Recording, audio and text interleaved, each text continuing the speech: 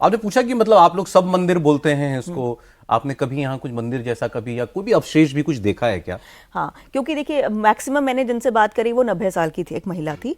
लोगों ने बताया कि उनके पिताजी ने जो बताया या उनके दादा ने जो बताया, पर मैं उस पर बहुत ज़्यादा नहीं जाती क्योंकि ठीक है वो एक तरीके से हियर से भी हो सकता है।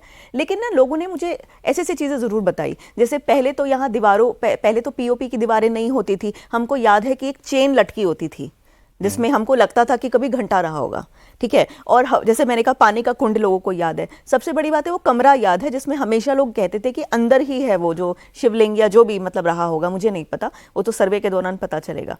लोग इस तरीके की चीज़ें याद करके बताते हैं। हाँ, ये सब चीजें मतलब हमारी मेमोरी में है, हमने देखी। हाँ, मेमोरी में। हाँ सर आपको कोई कंपैरिजन दिखता है, तुलना दिखती है, जैसे अयोध्या का मामला जैसे हुआ या बाकी और जो विवादित जगह हैं उनमें और संभल में? नहीं, अयोध्या से ज़्यादा तुलना की जा सकती है। ओके।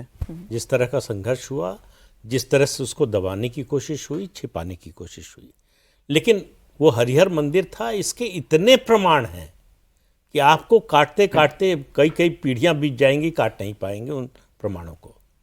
लेकिन मैं बिल्कुल वर्तमान में आना चाहता हूँ।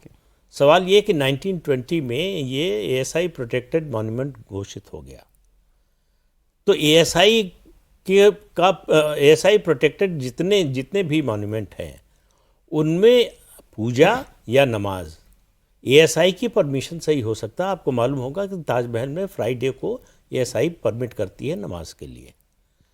क्या वहाँ पर संभल में एएसआई ने कभी परमिट किया नमाज के लिए? कैसे नमाज होने लगी? दूसरी बात, ये जो मस्जिद इंतजामिया कमेटी है, इसका लीगल स्टेटस क्या है? कुछ भी नहीं, अगर बनाया कुछ भी नहीं, अगर एएसआई प्रोटेक्टेड मॉन्यूमेंट है तो। आप जरा इवेंट्स को देखिए अभी जो हुए हैं, आप इतिहास को अभी छोड़ दीजिए। 19 तारीख को सर्वे होता है पहला जी। 19 तारीख पहले तो कहा गया कि भाई दोनों पार्टियों को सुना नहीं गया। दूसरी पार्टी कौन थी? दूसरी पार्टी तो एएसआई थी, पेटिशनर और डिफेंडेंट के रूप में एएसआई। तो एएसआई का मतलब सरकारी वकील वहां मौजूद था। दोनों को सुनने के बाद जो है सिविल जज ने फैसला दिया कि सर्वे होगा। 19 तारीख को पहला सर्वे हुआ। कुछ हुआ इसमें आपके हिसाब से पार्टी दो ही हो सकती हैं, या तो ही हैं, हो सकती है कि बात नहीं, याचिकाकर्ता या सरकार यानी एएसआई। हाँ ओके भाई, एक वादी होता है, एक प्रतिवादी होता है, एक प्लेंटिफ होता है, एक डिफेंडेंट होता है। तो डिफेंडेंट इसमें मुस्लिम पक्ष तो कॉल्ड नहीं है, बिल्कुल नहीं, क्योंकि उसका कोई लीगल स्टेटस नहीं है। अगर वो एएसआई प्रोटेक्टेड मॉन्यूमेंट ना होता, मुसलमानों का दावा होता उस पर, तब एक बात होती जैसे ज्ञानवापी में है, वहां उनका लीगल स्टेटस है, जो मस्जिद इंतजामिया कमेटी है। तो 19 तारीख को एक कंकड़ भी नहीं फेंका जाता। 24 तारीख को ये सारा दंगा होता है। 1924 के बीच में क्या हुआ? 23 नवंबर आया, 9 में से 7 सीटें बाई इलेक्शन की समाजवादी पार्टी हार गई। मैं ये केवल तथ्य बता रहा हूं, निष्कर्ष जिसको निकालना हो निकालने से। 24 को क्यों हुआ? कारण क्या था दंगे का? वहां सर्वे हो रहा था और तो कुछ हो नहीं रहा था जी। और वो भी कोर्ट के आदेश से हो रहा था। अच्छा, आपको कोर्ट का आदेश मंजूर नहीं था तो 19 तारीख को आदेश आया था। आप जो है हायर कोर्ट में जा सकते थे, आप हाई कोर्ट जा सकते थे, सुप्रीम कोर्ट जा सकते थे।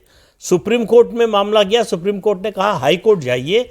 अभी तक जो आज सुबह तक की मेरी जानकारी है, हाई कोर्ट में कोई पिटीशन फाइल नहीं हुई है और ये कोई पिटीशन फाइल हो नहीं सकती। जो भी होगा वो रिवीजन पिटीशन फाइल होगी। ये हाई कोर्ट बताएगा कि सिविल जज का जो फैसला है वो कानून और संविधान के मुताबिक है या नहीं। उसी के ऊपर कोई सुनवाई हो सकती है, उसी के ऊपर सुनवाई हो सकती है। और सुप्रीम कोर्ट ने सिविल जज के फैसले पर रोक नहीं लगाई, सिर्फ इतना कहा कि हाई कोर्ट में जब तक सुनवाई होती है कोई नया एक्शन नहीं होगा। बात आपकी ठीक है, लेकिन आज तीसरा दिन हो गया सुप्रीम कोर्ट का आदेश आए हुए, अभी तक तो कोई गया नहीं। अभी तक कोई गया नहीं, क्योंकि उनके पास कोई जो है वो लीगल उनका स्टेटस नहीं, कोई स्टैंड नहीं है। तो ये भी मजाक हो क्या गया, डिफेंड करने जाएंगे? ये भी बड़ा मजाक हो गया कि भाई जैसे ही जाएंगे तो पहले तो अदालत पूछेगी आप कौन एग्जैक्टली। नहीं, मैं इसलिए कि इसी को मैं मजाक कह रहा हूं कि वही प्रतिवादी बने हुए हैं। भाई लोअर कोर्ट में तो वही गए ना कि हम हैं इसमें दूसरी पार्टी साहब।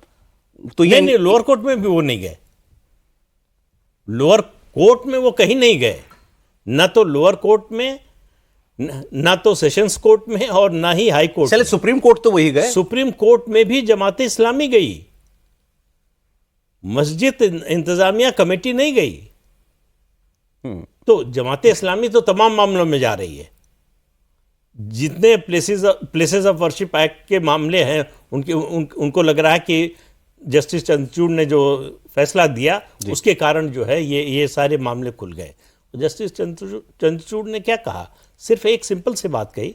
उन्होंने कहा ये एक्ट ठीक है, आप किसी भी धार्मिक स्थल का आप उसका कैरेक्टर नहीं बदल सकते, उसका स्वरूप नहीं बदल सकते, ये कानून कहता है। ठीक है। लेकिन उसका स्वरूप निर्धारित होगा तभी तो। अब मस्जिद इंतजामिया कमेटी का इस पूरे मामले में कहीं कोई रोल नहीं बनता।